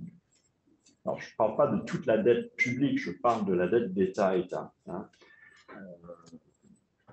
Avec des clauses, vous savez, vous ne savez pas que ces dettes, en général, sont gérées dans le cadre d'accords multilatéraux de type Club de Paris, où il y a une mutualisation des risques, etc. La Chine, en théorie, fait partie de ces clubs, mais en pratique, elle introduit des clauses bilatérales en sa faveur. Et donc, avec une dette aussi, enfin des créances aussi importantes, elle exerce une influence, enfin une espèce de soft power qui est de plus en plus préoccupant en Afrique, certes, mais même aussi en Italie, enfin partout dans le monde. Et donc voilà, il y a des déséquilibres créés par la Chine, donc grain de sable dans la roue de la mondialisation. Ensuite, évidemment, le Covid a posé de façon très aiguë la question des chaînes de valeur, etc., et donc des disruptions des chaînes. Et puis maintenant, l'Ukraine et en général les problématiques géopolitiques posent la question peut-être de recréer des zones de libre-échange plus petites. Au lieu d'en avoir une, on en a 2, 3, 4, etc. Alors, ça pose un problème parce que finalement, on passe d'une économie mondialisée où on peut faire des choix globaux, donc optimaux d'une certaine manière. Par définition, si on a plusieurs centres, on fera des choix suboptimaux. Alors, après, qu'est-ce que ça veut dire en termes d'épanouissement personnel, de bonheur, de prospérité? Je crois qu'on vit mieux malgré tous nos questionnements actuels. On vit mieux aujourd'hui qu'il y a 50 ans quand même. Même il y a 30 ans, tu vois, enfin, pour la plupart des gens. Alors, la psychologie peut être différente, hein, Bourdieu l'a bien montré, mais voilà, donc beaucoup de questions, des pathologies nouvelles qui s'ajoutent à celles existantes, hein, et avec ça, l'épée de Damoclès que constitue le changement climatique qui fait qu'on a des choix de plus en plus urgents à faire, et par ailleurs des contraintes qui font qu'il y a une part des sociétés qui est de plus en plus déclassée. Et encore une fois, on a ce choix cornélien entre la fin du mois et la fin du monde. Ça devient de plus en plus insolvable. Sur la première question, donc le revenu universel, c'est une proposition concrète. Sur les retraites, on a aussi des propositions très concrètes. On parlait de flexibilité. J'insiste beaucoup sur la modernisation de la cellule familiale, le fait que voilà, on n'a pas une famille monolithique où les gens restent mariés jusqu'à la fin de la vie, le mari va travailler, la femme reste au foyer, s'occuper des enfants, etc. Donc il faut une retraite de récent. Enfin, tout ça, c'est le Moyen-Âge pour quelqu'un qui a 20 ans aujourd'hui. La réalité, c'est qu'on change de conjoint en moyenne tous les 3 ans, dans le meilleur des cas. Mais du coup, on a peut-être envie d'aller sur un site où on opte pour contribuer pour soi, mais aussi pour son conjoint, dans des proportions de son choix. Et puis, quand la relation s'arrête, ben, on passe à quelqu'un d'autre, etc. Et donc, chacun a un compte personnel. Tout ça, c'est comptabilisé par les pouvoirs publics, etc. Ça ne devrait pas être difficile de mettre ça en place. Nous, on sort d'une espèce de logique un peu archaïque. Donc, flexibilité, rendement meilleur, hein, par des outils de capitalisation. Et le troisième point, alors là, c'est une question d'équité, c'est la question de la pénibilité, qui a été un peu traitée sous Hollande, mais mal à mon avis, parce qu'on regarde trop on regarde trop dans le rétroviseur, alors qu'on devrait regarder un petit peu plus en avant et essayer de faire ce que font les assureurs, qui est de prédire la mortalité des gens à partir de leur historique, y compris bien sûr leur catégorie socio-professionnelle, mais pas seulement ça. Et à partir de là, il faut s'assurer que le rendement des retraites soit le même à peu près pour tout le monde. C'est l'inverse de la formule malencontreuse de Macron qui avait dit un euro cotisé doit rapporter la même chose. Ben non, justement. Un euro cotisé pour un ouvrier doit rapporter plus que pour un patron parce que l'ouvrier va le toucher moins longtemps. Et donc, ça a été une formule. Alors après, les politiques me disent que c'est de la faute d'Antoine Bozio. Antoine Bozio, je le connais, il n'a jamais dit ce genre de truc. Tu vois. Enfin, voilà, j'en ai débat. Donc, beaucoup sur les retraites, beaucoup sur l'éducation, sur l'Europe sociale, construction d'une Europe sociale, beaucoup sur le changement climatique et ce qu'on peut faire concrètement au niveau des États et en termes d'incitation pour les individus, pour les entreprises. Enfin, tu verras, il y a beaucoup de choses. Oh, very quickly, yes. I think, thank you. Well, thank you so much, and excuse my French, because it's inexistent. Anyway, so thank you very much for the presentation. I have two questions. The first one is about whether I'm an economist. We all agree that inequality is not desirable, but at the same time, it's unclear that a complete lack of inequality is desirable. So we all understand that lack of opportunities when you were born, it's undesirable. We all understand that, you know, that for equal work, everybody should be equally paid, but this is also like thinking about wage gaps and so forth. At the same time, we understand that difference, inequality means possibilities, and that there is a trade-off between inequality and efficiency. And so when we look at cross-country data and we see that, yeah, the US is one of the places in the world with the highest possible inequality, and, you know, looking at Europe, I come from Spain, so my country is on the same category as France, in which you see before and after tax, and so inequality reduces enormously. The question arises, well, is there a desirable level of inequality? And if so, which one should be? And towards my second question then is, you've spoken about how when we want to fix this kind of pathologies in the market due to externalities, due to other frictions, then we can either do it pre-market, right, pre-production, or we can do it post-market. So I can't help to ask this question, given Abdul is a specialist in taxation. What is more efficient? What is more, what is, from a policy perspective, more feasible? Right? So let me answer the first question, say in English. In fact, the very first chapter of the book is called Que serait l'égalité parfaite? What would be perfect equality? And to show that very quickly, we start with Rousseau, and in fact, we criticize also, and we go through Rabelais and l'abbaye de Thélème. Maybe I'll switch back to French, but l'idée c'est que si on accorde à chacun sa vision de l'égalité, finalement on arrive à un stade de développement social où il n'y a plus de règles communes finalement. C'est un peu ça l'idée derrière l'abbaye de Thélème. Et ça devient ingérable, il n'y a plus de choix collectifs possibles, etc. Mais pour revenir à votre question sur le threshold et la mesure, etc. Alors, entre parenthèses, juste une parenthèse rapide, un chapitre très important dans le livre, on n'en a pas parlé, c'est la question de la mesure des inégalités. Et nous, ce qu'on conseille de faire, c'est d'aller au-delà des indices qu'avait proposé Stiglitz sous l'impulsion du président Sarkozy en 2007 déjà. C'est des indices mieux que ce qu'on avait avant. On n'avait pas grand-chose. On avait en gros la croissance, le PIB, des indicateurs macroéconomiques assez généraux. Donc c'est vrai, ils ont construit des choses qui permettent de mieux voir les évolutions dans différentes catégories, etc. Mais nous, ce qu'on propose, c'est de faire vraiment des indices individuels où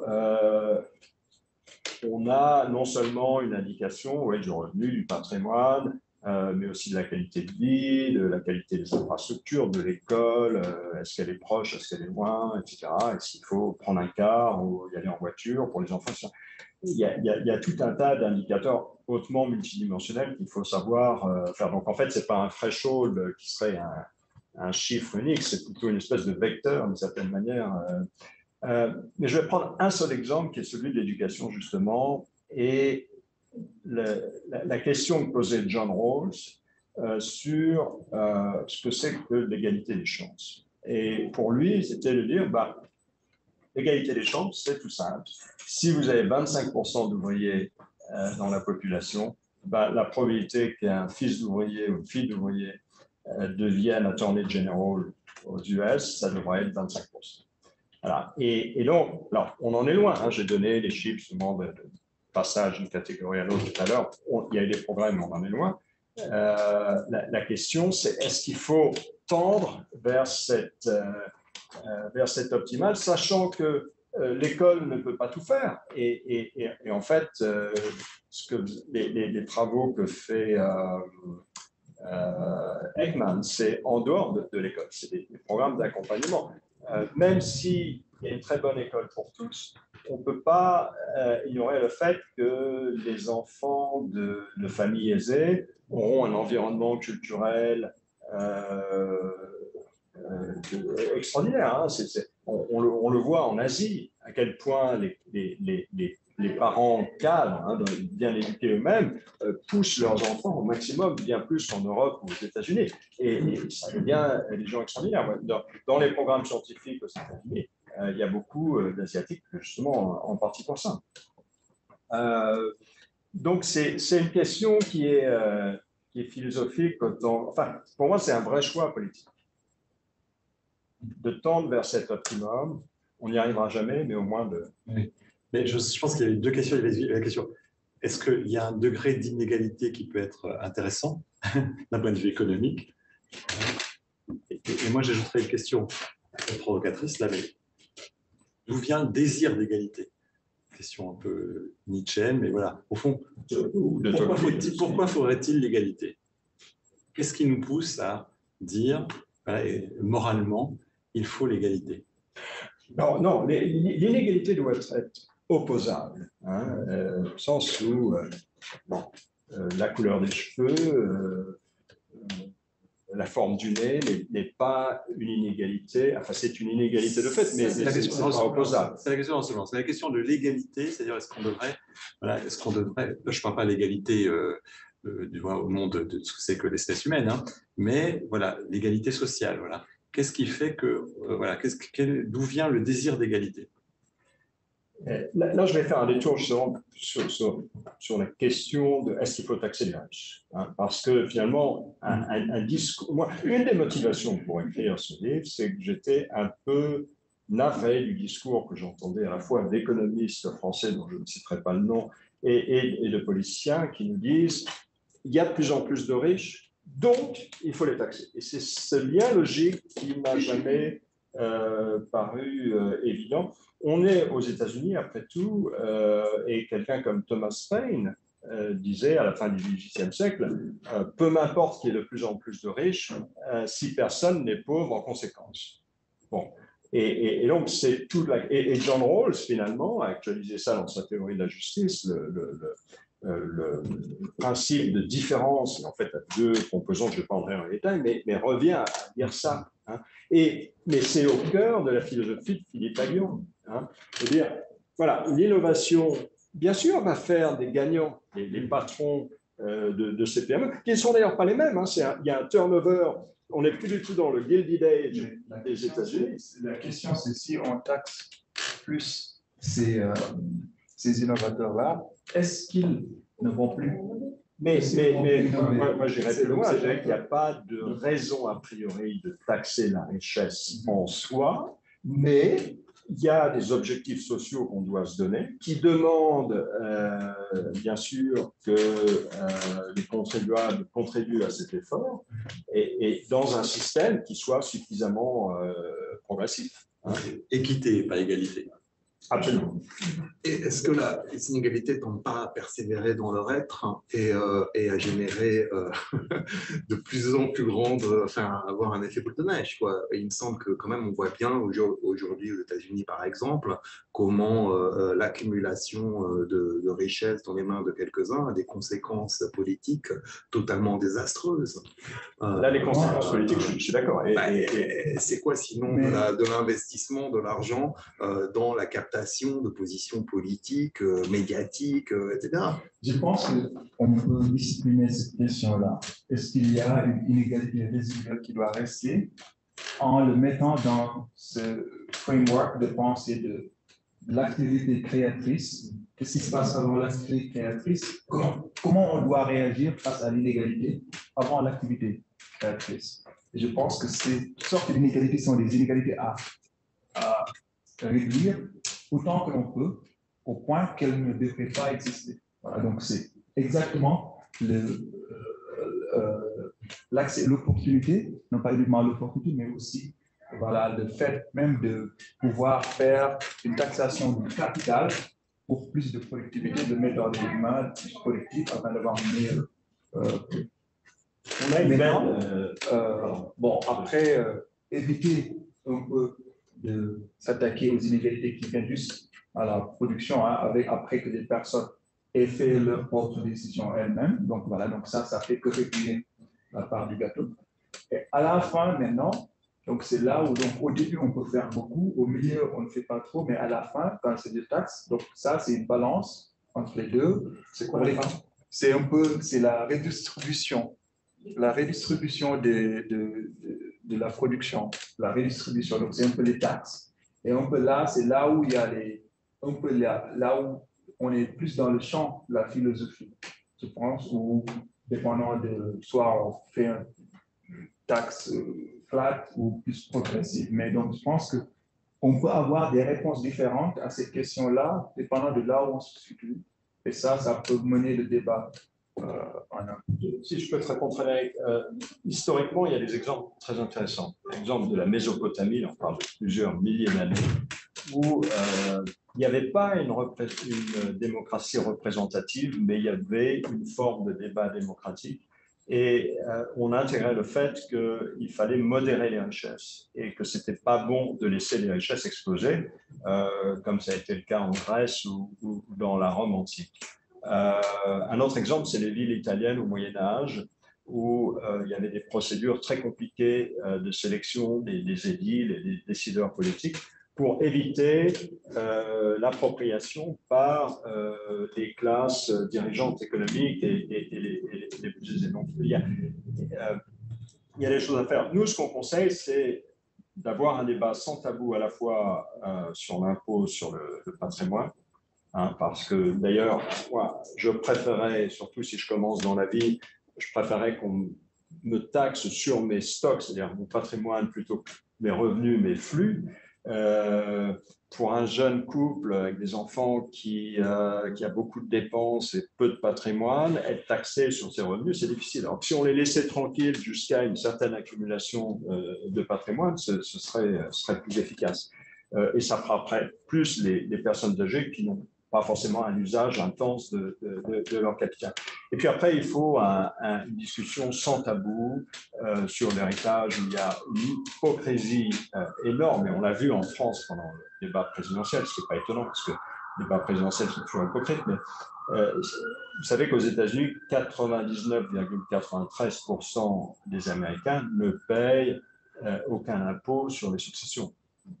Alors que dans les années 70, il y avait encore des taux significatifs.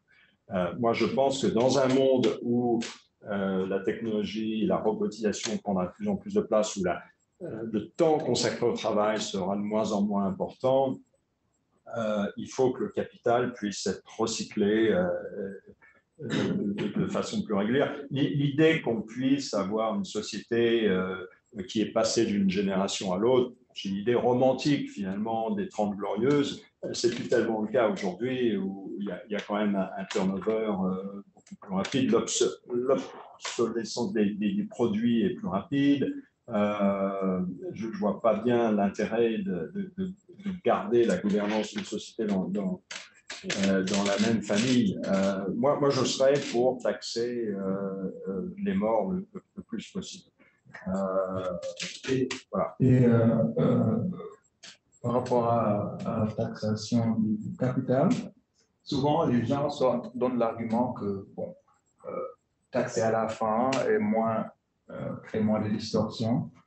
Mais en fait, ce qui se passe, c'est que beaucoup de choses se passent dans la durée d'une vie, que souvent, en attendant jusqu'à la fin, on laisse la place à la possibilité de beaucoup d'évasion, mais aussi on laisse la place à ce que les gens puissent acheter du pouvoir avec ce capital, ce qui est un peu ce que vous avez dit. Et un peu, donc, dans nos modèles économiques, on n'a pas cette notion de pouvoir, mais on a, dans ce cas, on pense, on réfléchit aux contraintes que les gens ont à prendre du crédit, à avoir du crédit. La richesse que l'on a au cours de sa vie influence beaucoup ce qu'on peut en faire et notre productivité. Et voilà, donc ça, c'est un argument pour une taxation du capital qui n'est pas dans le débat public. On parle beaucoup de taxation pour mettre le capital dans les mains plus productives, ou parce qu'il est facile de faire l'évasion, parce que les gens ne vendent jamais leur stock. Il y a eu un débat dans ce pays, dans la primaire. Mais le fait que le pouvoir, même que le capital nous donne du pouvoir, voilà, donc c'est au cours de sa vie, ce pouvoir politique-là que l'on peut gagner avec le capital, de pouvoir lever ce capital-là pour en faire quelque chose, est déjà un argument suffisant, en fait, qui n'est pas le même. Dans un monde où on peut tous avoir accès au crédit, donc le capital ne fait pas vraiment parce qu'on peut juste, prendre du crédit quand nos revenus sont faibles, mais on sait que c'est limité, qu'il y a des contraintes qui font que le capital joue un rôle clé. Et donc, certaines personnes comme Emmanuel Saez parlent de politique, mais je pense que c'est comme ça qu'on peut aussi interpréter ça également. Mais je suis d'accord qu'il y a un débat sur le... Il y a un autre aspect, Frédéric, aussi qui consiste à regarder la fiscalité sur l'ensemble de la vie des gens, et pas seulement de manière artificielle d'année en année. Parce qu'après tout, la taxation annuelle, ça vient du financement des guerres au Moyen-Âge où on faisait une pause pendant l'hiver et on reprenait au printemps et il fallait chaque année financer la guerre et lever un impôt ad hoc. Donc le calendrier est resté le même jusqu'à aujourd'hui, mais c'est un horizon arbitraire. Et il y a des questions de neutralité de l'impôt. Est-ce qu'un euro gagné sur un an ou sur 10 ans devrait être taxé de la même manière ou pas? Et là, il y a des questions de logique interne du système qu'il faut poser. On a des questions. Est-ce qu'il y a des questions? Il y a une question de Zoom.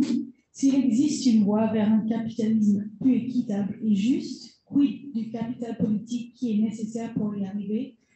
Et nos institutions politiques sont-elles capables d'y arriver avec la présence, par exemple, de lobbies, du racisme institutionnel, etc.?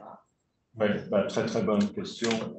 Et moi, je dirais qu'on n'a pas une crise de la démocratie aujourd'hui. Enfin, on a certainement des signes pathologiques dans la démocratie. Le pouvoir de l'argent aux États-Unis, c'est quand même quelque chose de très fort et très rédhibitoire. Mais le problème principal, c'est qu'on a un problème de gouvernement et de gouvernance où ce genre de choix n'est pas suffisamment expliqué, il n'y a pas suffisamment de débat, ce n'est pas suffisamment quantifié, et du coup, on reste dans une espèce de flou artistique qui ne pourrait pas du tout convenir à un chef d'entreprise. Un chef d'entreprise, il serait obligé de justifier à son board pourquoi je fais telle action ou telle autre, quel est le rendement attendu, etc. etc. Un bon exemple dont on n'a pas parlé, c'est le problème de la sécurité en Europe et de l'immigration. Pour moi, une des raisons pour laquelle ce débat est un petit peu accaparé par les extrêmes, les partis de droite extrême, je ne sais même plus comment on les appelle aujourd'hui, il y en a tellement. Le grand enseignement, je fais un petit détour par le premier tour, mais on est passé de 48% d'extrêmes en 2017 à près de 60% d'extrêmes, en tout cas si on inclut Mélenchon et l'extrême gauche, On peut discuter, mais ça fait beaucoup. Donc, le capital politique, c'est une question complexe, mais pour moi, ça passe par la rénovation du dialogue politique. Et pour reprendre l'exemple de l'immigration, quand je vois qu'on n'explique même pas aux Européens qu'il y a des vrais problèmes aux frontières, on laisse des gens entrer dans l'Union européenne avec 30% de gens dont on ne vérifie pas le background, c'est problématique. Si on avait un dialogue franc avec les opinions publiques en disant, ben voilà, on a un problème, mais on l'adresse et on prend des mesures et on fait un monitoring dans 1 an, dans 2 ans, dans 5 ans, et on essaye d'aller dans une situation qui progresse. Et là, on peut avoir un dialogue constructif, on peut faire appel davantage à l'immigration quand il y a un bénéfice mutuel, et on arrête les délires de l'extrême droite. Et donc, c'est un exemple, mais je pense qu'on peut reconstruire le dialogue politique sur cette base. Parce que, on a déjà beaucoup avancé sur l'heure. Il y a 2 dernières questions. Donc, je vais dire en même temps. Je ferai très vite. Comment pensez-vous que le capitalisme peut résoudre l'inflation sans frappant la classe des ouvriers salariés? Et 2, pensez-vous que le capitalisme peut fonctionner quand le gouvernement prend un part tellement grande dans l'économie? Pensez-vous qu'on doit limiter l'extent de l'involvement du gouvernement dans l'économie en pourcentage? Non, pardon, est-ce que vous pouvez répéter la fin de la dernière question? Pensez-vous qu'on doit limiter l'extent de l'involvement du gouvernement dans l'économie en pourcentage? Extent of involvement, je pense qu'ils ont traduit. Should we limit the extent of involvement of the government? Oui, c'est une réponse qui avait été donnée par Michel Rocard il y a déjà 20 ans, qui était de dire, bon, vous avez une productivité du secteur public qui est moindre que la productivité du secteur privé. Et donc, mécaniquement, le secteur public va prendre de plus en plus d'importance dans l'économie. Ça, c'est un peu toute chose étant égale par ailleurs, mais et en fait, on en a beaucoup parlé. Tous les problèmes aujourd'hui sont des problèmes globaux, des problèmes de choix politiques, des problèmes de régulation des externalités, et il faut absolument une intervention de l'État. C'est un peu comme le financement d'un phare, hein, c'est un bien public, un bien commun. Ça passe forcément par un financement public parce que personne d'autre a un intérêt vraiment où on ne sait pas comment faire payer les bateaux qui passent devant un phare. Hein, donc c'est un exemple classique. Voilà, donc le capitalisme, il doit être régulé. Ça ne veut pas dire que l'État doit se mêler de tout. Et c'est peut-être parfois un peu trop le cas en Europe et en France. Quoique, contrairement à ce qu'on dit, par exemple sur les fusions-acquisitions, il y a quelques cas spectaculaires hein, qui ont frappé les esprits, mais en moyenne, l'Europe a refusé moins de fusions et acquisitions que les États-Unis. Hein. Donc, quand on dit que l'Europe est insuffisamment pro-business, c'est pas vrai. Est-ce qu'on peut revenir sur la première question? Je suis pas sûr. L'inflation.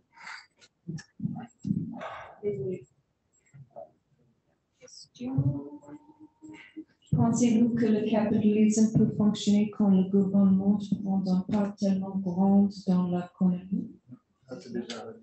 Déjà. Pensez-vous qu'on doit limiter l'extension d'involvement du gouvernement dans l'économie en pourcentage? L'inflation, tout dépend de son niveau.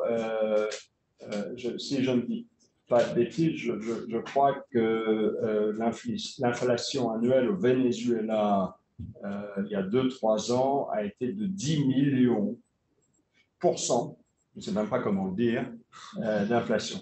Donc là, on arrive à des situations absolument grotesques et horribles pour les populations. Alors là, pour le coup, tout le monde, c'est un petit peu comme après la Première Guerre mondiale et l'inflation qu'on a vue en Allemagne, en Autriche, etc. Il y a une espèce de nivellement par le bas et donc tout le monde devient pauvre et finalement, ça tue les inégalités d'une certaine manière.